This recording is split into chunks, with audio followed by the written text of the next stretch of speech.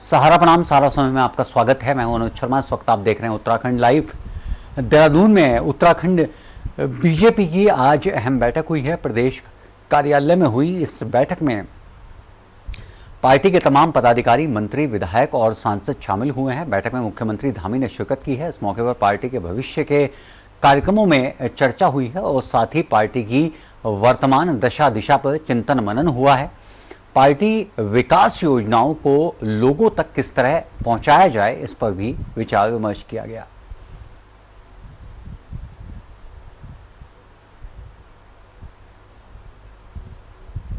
प्रयास के और संकल्पों को धरातल पर उतारने की एक आधारशिला के दिन 100 दिन है और 100 दिनों में हमने अनेकों निर्णय भी लिए हैं, अनेकों निर्णयों के लिए आगे के लिए रोड मैप बनाया है।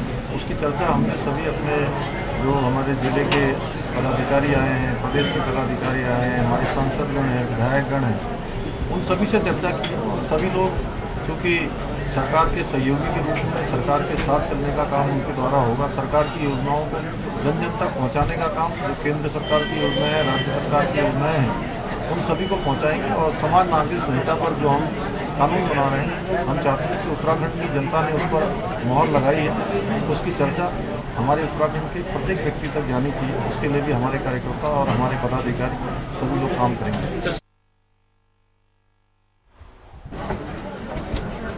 एनडीए की राष्ट्रपति पद की जो प्रत्याशी श्रीमती द्रौपदी मुर्मू, उनका आना उत्तराखंड राज्य में हुआ, जिसमें सभी विधायक सांसदों ने भाग लिया। निर्दलीय 2 विधायक भी आए और जनजातीय क्षेत्र के लोगों ने आकर जिस प्रकार यहाँ भव्य स्वागत किया, तो आज हमने जो पदाधिकारी बैठक है उसमें उन जनजाति जो हमारी बहनें और हमारे भाई दूर दराज क्षेत्र से आए, उन सबको हमने बहुत से हृदय से बधाई दी, शुभकामनाएं दी। आज दूसरा हमारा कार्यक्रम ये प्रदेश के पदाधिकारी जिला अध्यक्ष बैठक की, इसमें हमने विधायक और सांसदों को भी बाद में जोड़ा। आज की जो बैठक जिसमें प्रदेश के पदाधिकारी, विधायकगण और माननीय सांसदगण सबके साथ बैठना हुआ और जिस प्रकार से हमारी आगामी योजनाओं के बारे में चर्चा हुई, जिस प्रकार से हैदराबाद के अंदर जो हमारी राष्ट्रीय कार्य समिति हुई उसके मुख्य बिंदु के बारे में हम सबको बताया गया। साथ में 100 दिन का जो कार्य इस सरकार का रहा उसकी सराहना सबके द्वारा की गई और एक विषय माननीय मुख्यमंत्री जी ने जैसा कहा, समस्या समाधान और निस्तारीकरण के दम पे हमारी ये सरकार चल रही है, उसी आधार पे हम लोग काम कर रहे हैं। अब मुझे लगता है कि आगामी जो हमारा लोकसभा का चुनाव है उसको दृष्टिगत ये सरकार, वैसे तो आप जानिए कि जनता आज पूरी तरह से भारतीय जनता पार्टी के साथ है, भारतीय जनता पार्टी में विश्वास कर रही है। हम सब लोग जनता के हित में काम करने वाले लोग हैं। आप देखिए कोई भी योजना जो बनती है वो हमारे समाज के अंतिम छोर तक बैठे व्यक्ति के लिए हम लोग कार्य योजना बनाते हैं, उसी योजना को हम आगे ज़्यादा से ज़्यादा पहुँचाएँ, ये हमारा मकसद आज की बैठक का था। और ताज़ा अपडेट के लिए हमारे साथ जुड़ रही हैं हमारी एसोसिएट एडिटर राजधानी देहरादून से ज्योत्सना। आज भारतीय जनता पार्टी के कार्यकारिणी की प्रदेश स्तरीय बैठक थी, क्या कुछ निर्णय लिए गए, किन विषयों पर मंथन किया गया और अच्छे ढंग से कार्य? हाँ बिल्कुल, आज बीजेपी ने अपने वरिष्ठ पदाधिकारियों की बैठक बुलाई थी और सभी जिलों के जिलाध्यक्ष इसमें खास तौर पर बुलाए गए थे। और आप जानते हैं कि आज सारे विधायक एनडीए की राष्ट्रपति पद की उम्मीदवार द्रौपदी मुर्मू की बैठक के लिए यहाँ मौजूद थे, तो विधायकों को भी इस बैठक में बुलाया गया, मंत्री स्वाभाविक तौर पर इस बैठक में शामिल हुए और जो सांसद देहरादून में मौजूद थे उन्हें भी इस बैठक में बुलाया गया। तो ये सभी लोगों की एक बैठक हुई। इस बैठक के 2 तरीके के एजेंडे था। एक एजेंडा तो था कि हैदराबाद जो राष्ट्रीय कार्यकारिणी की बैठक हुई थी उसमें किन किन बिंदुओं पर राष्ट्रीय कार्यकारिणी ने अपनी योजना बनाई है आगामी 3 महीनों के लिए, उस पर चर्चा करनी थी, उसके बारे में सभी लोगों को अवगत कराना था।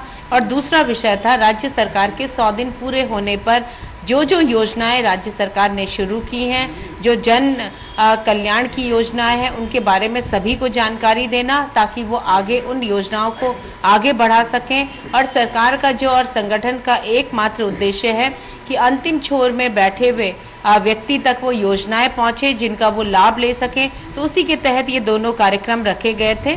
कार्यक्रम में हरेला पर्व को लेकर भी चर्चा की गई, क्योंकि हरेला पर्व आने वाला है और आप जानते हैं कि उत्तराखंड का लोक पर्व है। इस बार बीजेपी ने तय किया है कि वो अपने मंडल स्तर पर, अब बूथ स्तर पर कार्यक्रम करेगा। और बीजेपी की जो सबसे बड़ी कोशिश है कि केवल वृक्षारोपण नहीं होना चाहिए, बल्कि बूथ के कार्यकर्ता उन वृक्षों को बचाएंगे भी और 1 साल बाद उनकी प्रगति भी देखेंगे कि वो कितने % जीवित रहे हैं, कितने % डैमेज हो गए। तो इस तरीके की आज सारी चर्चाएं भी काफी अहम सारा विषय रहा। और उससे बड़ी बात ये रही कि सभी लोग इस तरीके से बहुत कम बैठते हैं जिस तरीके से आज बैठे हैं। अनुज जी, ज्योत्सना आप बने रहिए हमारे साथ।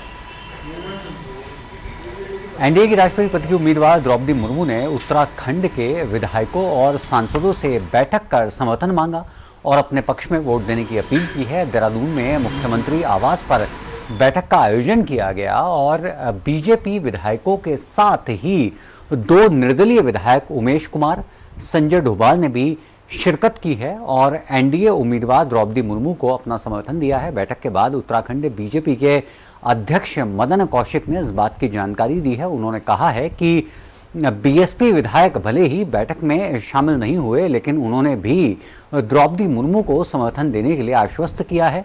बैठक के बाद निर्दलीय विधायक संजय डोभाल ने कहा है कि उन्होंने और दूसरे निर्दलीय विधायक उमेश कुमार ने द्रौपदी मुर्मू को अपना समर्थन दिया है। बीजेपी के सभी विधायकों और सांसदों ने प्रधानमंत्री मोदी का आभार जताते हुए कहा है कि उन्होंने आदिवासी समाज की महिला को राष्ट्रपति पद की उम्मीदवार बनाया है, जो महिलाओं के सम्मान की दिशा में एक बड़ा कदम है। मौजूदा वक्त में बीजेपी के 47 विधायक, 8 सांसदों के अलावा 2 निर्दलीय विधायकों का भी मुर्मू को समर्थन है। आज सभी विधायकों ने एक मत के साथ देश के प्रधानमंत्री नरेंद्र मोदी जी, भारतीय जनता पार्टी के राष्ट्रीय अध्यक्ष श्रीमान जेपी नड्डा जी को और एनडीए के सभी वरिष्ठ नेताओं को धन्यवाद दिया कि आपने देश की आज़ादी के बाद प्रथम बार एक आदिवासी महिला को राष्ट्रपति पद का प्रत्याशी बनाया है। और साथ साथ ये भी आश्वस्त किया कि उत्तराखंड राज्य से भारतीय जनता पार्टी के सभी विधायक और सांसद और जो हमारे 2 इंडिपेंडेंट हैं और 2 बहुजन समाज पार्टी के, उनसे भी हमने निवेदन किया है कि आप भी, चूँकि उत्तर प्रदेश की जो पूर्व मुख्यमंत्री है, बहुजन समाज पार्टी की राष्ट्रीय अध्यक्षा, उन्होंने भी मुर्मू जी के लिए कहा है, तो आप भी यहाँ हमें समर्थन करेंगे। तो आज इस आशा और उम्मीद के साथ हमने द्रौपदी मुर्मू जी का भव्य स्वागत किया, अभिनंदन किया और उनको आश्वस्त किया कि उत्तराखंड राज्य से एक अच्छे मार्जिन से आप बढ़त लेके जाएंगे। एनडीए ने एक जनजातीय महिला को अपना राष्ट्रपति का उम्मीदवार बनाया है और हमने उन्हें पूरे समर्थन का आश्वासन दिया है और हम पूरा समर्थन करते हैं। आपके एक निर्दलीय साथी और थे, उन्होंने भी किया है। दोनों ने, माननीय उमेश कुमार जी ने भी उन्हें समर्थन दिया है। इससे पहले सुबह जब द्रौपदी मुर्मू जौलीग्रांट एयरपोर्ट पहुंची तो मुख्यमंत्री पुष्कर सिंह धामी, उत्तराखंड बीजेपी के अध्यक्ष मदन कौशिक, राज्यसभा सांसद अनिल बनूनी, अल्मोड़ा के सांसद अजय टम्टा समेत बीजेपी के नेता और कार्यकर्ताओं ने जोरदार स्वागत किया है। जौलीग्रांट एयरपोर्ट से वो सीधे मुख्यमंत्री सेवक सदन पहुंची, जहां पर भी उनका जोरदार स्वागत किया गया। पारंपरिक ढंग से द्रौपदी मुर्मू का स्वागत किया गया। द्रौपदी मुर्मू ने शहीद स्थल पहुंचकर राज्य आंदोलनकारियों को अपने श्रद्धासुमन अर्पित किए हैं। केंद्रीय मंत्री गजेंद्र सिंह शेखावत भी इस दौरान मौजूद रहे।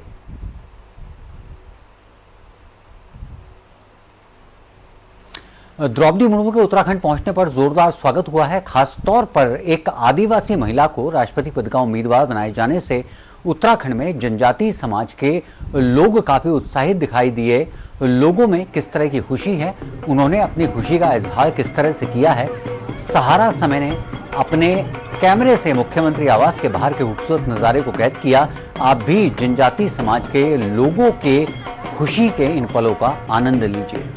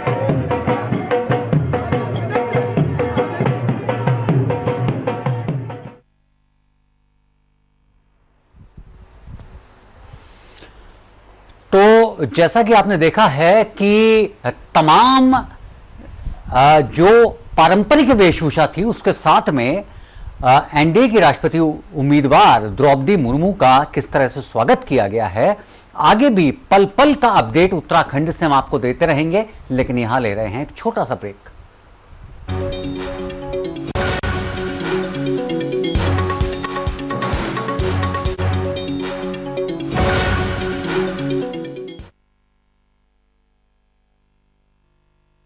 मुमकिन नामुमकिन के डर से ना झूल चखे अरमान कोई, जिद ठान कोई, जिद ठान कोई, जिद ठान कोई, जिद ठान कोई, जिद ठान कोई, जिद ठान कोई। Graphic Era, transforming dreams into reality.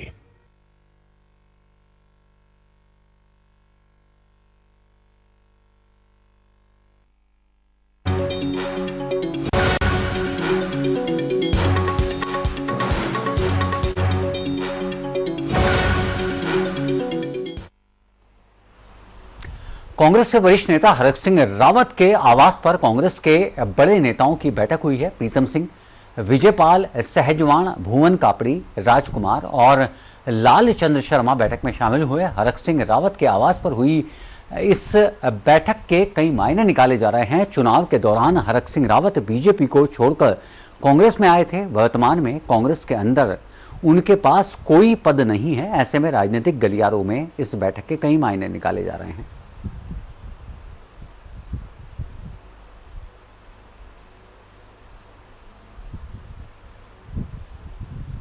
Congress के वरिष्ठ नेता हरक सिंह रावत के आवास पर कांग्रेस के बड़े नेताओं की बैठक हुई है। प्रीतम सिंह, विजयपाल सहजवाण, भुवन कापड़ी, राजकुमार और लालचंद्र शर्मा बैठक में पहुंचे हैं। हरक सिंह रावत के आवास पर यह बैठक हुई है। बैठक के कई मायने निकाले जा रहे हैं। चुनाव के दौरान हरक सिंह रावत बीजेपी को छोड़कर कांग्रेस में आ गए थे और ताजा अपडेट के लिए हमारे साथ जुड़ रहे हैं हमारे संवाददाता संदीप नेगी। संदीप, इस बैठक के क्या मायने निकाले जाएं? जी बिल्कुल, देखिए ये बैठक कई मायनों में अहम इसलिए भी हो जाती है क्योंकि हरक सिंह रावत एक कांग्रेस के बड़े नेता हैं और पूर्व में कैबिनेट मंत्री वो भाजपा सरकार में रह चुके हैं और उसके बाद कांग्रेस में शामिल हुए थे। लेकिन दूसरी तरफ जिस तरह से कांग्रेस में इस्तीफों का दौर चल रहा है उसको देखते हुए मान मनोबल लगातार किया जा रहा है। तो ऐसे में आज हरक सिंह रावत जो कि लंबे समय से कह सकते हैं कि कांग्रेस में आने के बाद सक्रिय नहीं थे, उनको टिकट नहीं मिला था और उसके बावजूद वे हाशिए पर थे। लेकिन अचानक से जब एक हाई प्रोफाइल मीटिंग जब हरक सिंह रावत के आवास पर होती है और पूर्व प्रदेश अध्यक्ष जो प्रीतम सिंह है, उसके अलावा खटीमा से विधायक हैं भुवन कापड़ी हैं और ये तमाम नेता उनके आवास पर मिलते हैं और एक रणनीति के तहत एक बैठक होती है। तो ऐसे में कहीं ना कहीं जो चर्चाओं का बाजार है वो काफी गर्म हो जाता है। और सीधे तौर पर जब हरक सिंह रावत के बारे में पूछा गया तो उन्होंने सीधे तौर पर कहा कि हम संगठन को मजबूत बनाने के लिए हम इस तरह की बैठक कर रहे हैं ताकि आने वाले भविष्य में जो कांग्रेस है वो लगातार जो भाजपा सरकार की जो नीतियां हैं उनका पूरी तरह से विरोध कर सके और एक मजबूत विपक्ष बना दिया जा सके। लेकिन कहीं ना कहीं जिस तरह से अंदर खाने से जो खबर और निकल कर आ रही है, क्योंकि जिस तरह से कई कयास भी लगाए जा रहे हैं कि हरक सिंह रावत को मनाने वहां पर कांग्रेस से भी पहुंचे हैं कि हो सकता है कि हरक सिंह रावत कांग्रेस पार्टी छोड़ दें या फिर किसी अन्य दल में शामिल हो जाए, क्योंकि इसी प्रकार का घटनाक्रम आज कांग्रेस में देखने को मिला था कि जब दो कांग्रेस के दो पदाधिकारी कांग्रेस को छोड़कर आप पार्टी में शामिल हो गए। तो इसी के चलते आज ये बैठक यहाँ पर जिस तरह से कयास लगाए जा रहे हैं इस संबंध में हुई कि हरीश सिंह रावत आखिरकार क्या चाहते हैं, क्योंकि हरीश सिंह रावत एक बड़े नेता हैं, कई बार के मिनिस्टर भी रह चुके हैं और इस वक्त भी कांग्रेस उनका कद बड़ा है। लेकिन इसी चीज को देखते हुए आखिरकार ये आज ये बैठक बुलाई गई है और ये अभी तक अगर बात करें तो तकरीबन पिछले 2 घंटे से ये बैठक लगातार जारी है। जी देखिए संदीप, लगातार जो कांग्रेस के नेता हैं वो टूटते जा रहे हैं। कुछ आम आदमी पार्टी में शामिल हो गए, कुछ भारतीय जनता पार्टी में शामिल हो गए, कुछ का अंतर विरोध दिखाई दिया। लगातार जो है एक बिखराव की स्थिति देखने को मिल रही है। क्या माने कि उत्तराखंड कांग्रेस में क्या चल रहा है? जी बिल्कुल, देखिए क्योंकि कांग्रेस में कुछ अंदरूनी उठापटक होना कोई नई बात नहीं है। लगातार पिछले हम कई समय से देख के आ रहे हैं कि कांग्रेस अपनी धड़ों में बैठी है, अलग अलग धड़े इस वक्त कांग्रेस में। क्योंकि अगर हम पिछले महज 2 दिन पीछे की अगर बात करें तो जिस तरह से हरीश रावत पूर्व मुख्यमंत्री भी रहे हैं और जो कांग्रेस के पूर्व प्रदेश अध्यक्ष प्रीतम सिंह है, इनमें जुबानी जंग का काफी दौर चला है। सीधे तौर पर हरीश रावत ने आरोप लगाए थे प्रीतम सिंह पर कि ये जगह जगह जाकर मेरा विरोध करते हैं, कहते हैं कि हरीश रावत की वजह से ही कांग्रेस हारी है। दूसरी तरफ प्रीतम सिंह भी खुलकर सामने आते हैं। तो इसी प्रकार की जो ये बातें हैं आज कहीं ना कहीं आज भी देखने को मिली है, क्योंकि हरीश सिंह रावत ने सीधे तौर पर और प्रीतम सिंह ने दोनों ने कुल मिलाकर हरीश रावत पर ये भी कहा है कि अब राजनीति से उनका इस तरह की बातें करना अब हटके हो गया है, क्योंकि अब कहीं ना कहीं कांग्रेस को मजबूती की ओर आना चाहिए। और लेकिन जिस तरह से हरीश रावत बयान देते हैं या फिर अपनी बातें मनवाते हैं पार्टी में, तो ये कहीं ना कहीं सरासर गलत है और इसी वजह से पार्टी का लगातार विखंडन होता रहा है। तो ऐसा कुल मिलाकर इसी चीज को लेकर हम बैठक हम कर रहे हैं और किस तरह से कांग्रेस को मजबूती दी जानी है उसको लेकर हम लोग तमाम चर्चा कर रहे हैं। लेकिन दूसरी ओर के तौर पर अगर बात करें, चूंकि हरीश रावत के नेतृत्व में चुनाव मैदान में उतरे थे, लेकिन कांग्रेस पूर्व अपने मुख्यमंत्री का चेहरा घोषित नहीं कर पाई थी। दूसरी तरफ प्रीतम सिंह अपना अलग प्रचार कर रहे थे। तो इस टाइप की जो बातें हैं, टकराव है, ये लगातार कांग्रेस में देखी गई है। जी जी, इस तमाम बातचीत और जानकारी के लिए आपका बहुत बहुत शुक्रिया संदीप। आरपी रतूड़ी, कमलेश रमन और दीपक चौधरी ने कांग्रेस छोड़कर आम आदमी पार्टी का दामन थाम लिया है। दिल्ली के उप मुख्यमंत्री मनीष सिसोदिया ने तीनों नेताओं को दिल्ली में पार्टी की सदस्यता दिलवाई है। उत्तराखंड में आम आदमी पार्टी के प्रदेश संगठन समन्वयक ज्योत सिंह बिष्ट की अगुवाई में तीनों नेताओं ने आप का दामन थाम लिया है।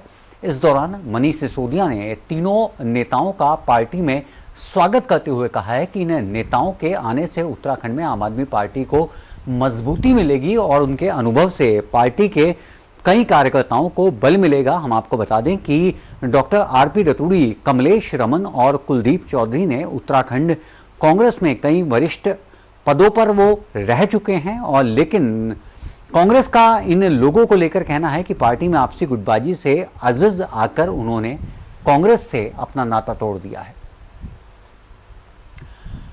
कांग्रेस में चल रहे इस्तीफे के दौर पर कांग्रेस प्रवक्ता प्रदीप वोरा ने कहा है कि जो लोग इस वक्त कांग्रेस का साथ छोड़ रहे हैं, कांग्रेस ने बरसों इन लोगों को सब कुछ दिया। कोई कांग्रेस छोड़कर जा रहा है तो ये उसका अपना विचार हो सकता है। कांग्रेस हमेशा कार्यकर्ताओं के साथ खड़ी है और कांग्रेस का हर कार्यकर्ता पार्टी के साथ खड़ा है। यदि किसी को कोई परेशानी हो तो उसे अपना बात पार्टी फोरम पर रखना चाहिए। हमारे महानगर देहरादून से आज पता लगा कि 2 लोगों ने इस्तीफा दिया। मैं समझता हूँ श्री आरपी रतूड़ी प्रवक्ता बने, उसके बाद वरिष्ठ प्रवक्ता बने। जब वो पार्षद बने, तिवारी सरकार में उनको कैबिनेट का दर्जा दिया गया, उन्हें सम्मान मिला। उनसे कई सीनियर पार्षद थे, वो एक ही बार के पार्षद थे, उन्हें सम्मान दिया गया। विभिन्न पदों में वो रहे। कमलेश रमन जी 15 साल तक महानगर अध्यक्ष रही। हरीश रावत जी की सरकार में वो विभिन्न कमेटियों में उपाध्यक्ष और सदस्य रही। तो कांग्रेस ने कार्यकर्ताओं को अपना सम्मान किया। हाँ, अगर किसी की बात उन्हें बुरी लगी हो तो ऑन द टेबल बैठ के ही बात, वो दूसरी पार्टी में गए होंगे तो मुझे लगता है कि तब भी टेबल में ही बात करेंगे। अभी तो उन्होंने कहीं ज्वाइनिंग नहीं की है और माननीय प्रदेश अध्यक्ष जी अभी थोड़ी देर में उनसे बात करेंगे। अगर कोई गलत फहमी कहीं से किसी की नाराजगी है तो दूर करेंगे।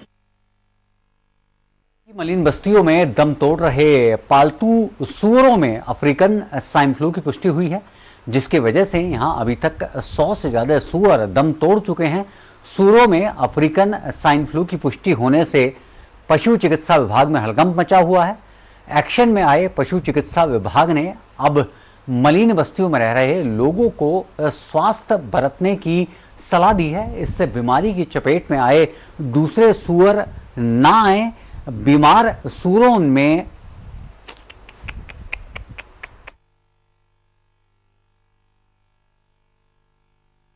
वहाँ पर कुछ वायरल इन्फेक्शन का जो है हमें संभावना लगी, जिसको देखते हुए हमने जो मृत पशु थे उसका जो है सैंपलिंग करके हमने IVRI इज्जत नगर भेजा था उस सैंपल को, और कल उसका रिपोर्ट आ गया है। उसमें जो है अफ्रीकन स्वाइन फीवर की पुष्टि हुई है और ये एक वायरल बीमारी है और इसकी रोकथाम के लिए हमने जो एहतियातन वहाँ पर बरतने हैं उसके लिए अपने सभी संबंधित कर्मचारी अधिकारियों को जो है वो आदेश दे दिए हैं। इसमें जो मेन रोल है, इसमें हम कर्डन ऑफ कर देते हैं। हम ना तो किसी जानवर को वहां से बाहर जाने देंगे और न ही बाहर से उस जानवर को वहां पर हम आने देंगे। इसी से इसका जो है रोकथाम होगा। और क्योंकि ये एक वायरल डिजीज है, इसका कोई वैक्सीन भी अभी तक डेवलप नहीं हुआ है और इसका कोई उचित उपचार भी नहीं है। हम सिम्प्टोमेटिक ट्रीटमेंट ही इसमें दे सकते हैं। उत्तरकाशी के मोरी प्रखंड सुदूरवर्ती क्षेत्र में RCC पुल ढहने से इलाके के ग्रामीणों की मुसीबत बढ़ गई है। ग्रामीणों की जान हथेली पर रखकर वो पुल पार कर रहे हैं। दरअसल 2 माह पहले तालुका डाट मीर के बीच पुल बनाकर तैयार हुआ था। बताया जा रहा है कि 32 लाख की लागत से गोविंदपुर वन्य जीव पशु विभाग ने अपने इस पुल को तैयार किया था, लेकिन विभाग की लापरवाही और घटिया निर्माण के चलते ध्वस्त ये पुल हो गया है। इससे इलाके के लोगों में कार्यदायी संस्था के खिलाफ काफी नाराजगी देखने को मिली है।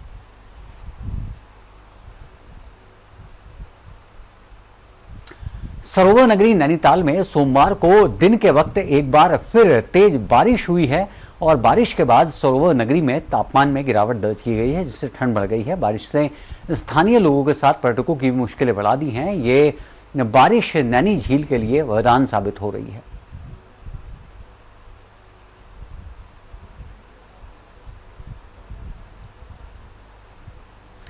देहरादून में भी लगातार बारिश हो रही है। बारिश के कारण जहां तापमान में गिरावट दर्ज की गई है, वहीं घरों से बाहर निकलने वाले लोगों की परेशानी बढ़ गई है।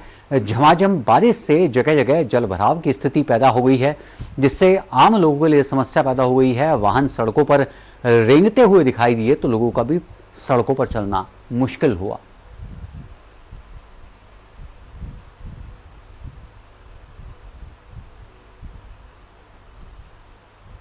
तो फिलहाल इस बुलेटिन में इतना ही। ताजा तरीन खबरों के लिए आप लॉग इन कर सकते हैं हमारी वेबसाइट samalive.com। सहारा प्रणाम।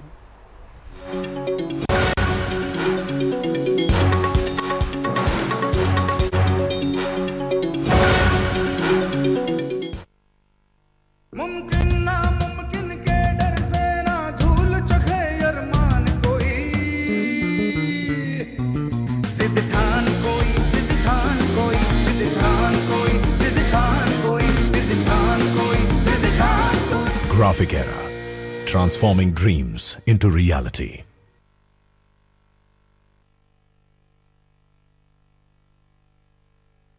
कोर्ट के आदेश का केंद्र सरकार कब तक पालन करती है? दिल्ली से इस समय कैमरा पर्सन हरनाम के साथ गोपाल कृष्ण। चलिए, तो फिलहाल अपनी सजा पूरी होने के बावजूद अबू सलीम को रिहाई नहीं मिलेगी। उसे अभी इंतजार करना होगा और देखना होगा कि सुप्रीम कोर्ट के फैसले में क्या कुछ तय किया जाता है। खबरों में आगे बढ़ लेते हैं। बीजेपी ने 18 जुलाई को होने वाले राष्ट्रपति चुनाव से 2 दिन पहले अपने सभी सांसदों को दिल्ली पहुंचने को कहा है, जिससे राष्ट्रपति चुनाव में पार्टी के सभी सांसदों की मौजूदगी बनी रहे। आपको बता दें कि 16 जुलाई को सांसदों के दिल्ली पहुंच जाने पर उनके लिए एक प्रशिक्षण और प्रस्तुतिकरण सत्र किया जाएगा, ताकि उन्हें मतदान की प्रक्रिया से जुड़ी सभी बारीकियों को बताया जा सके और वोटिंग करने में उन्हें कोई असुविधा न हो, साथ ही कोई गलती की गुंजाइश न रहे। इसी के साथ बुलेटिन में फिलहाल इतना ही। देश और दुनिया की तमाम अपडेट्स के लिए चलते रहिए समय के साथ। सहारा प्रणाम।